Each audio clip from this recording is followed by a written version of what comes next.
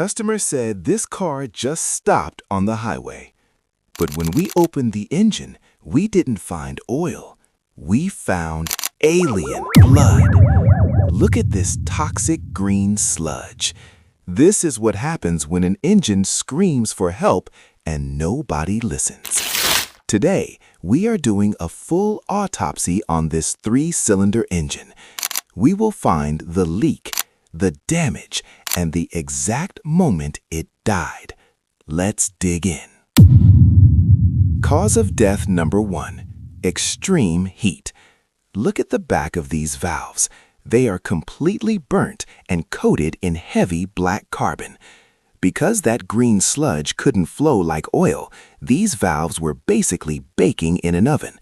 The friction was so intense that it cooked the metal.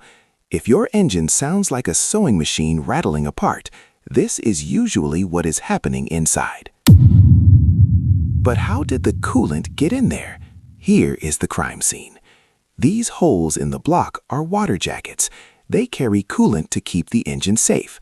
But this thin piece of metal, the head gasket, failed. Once this seal broke, high-pressure coolant shot straight into the oil pan. That is how you get the toxic alien blood we saw at the start. The damage didn't stop at the top. I'm checking the pistons now. Listen to this.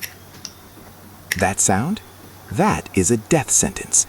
We call it rod knock.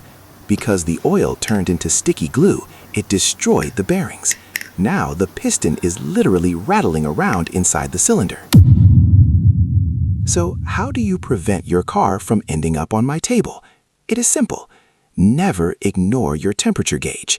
This gasket failed because the engine overheated. If you see the needle go up, pull over immediately.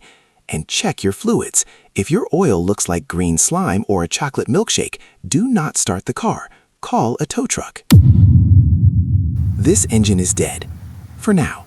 But here at Mechanic Marvel, we don't give up easily. Can we machine this block, clean the sludge, and make it run again? Hit that subscribe button so you don't miss the rebuild. I will see you in the next autopsy.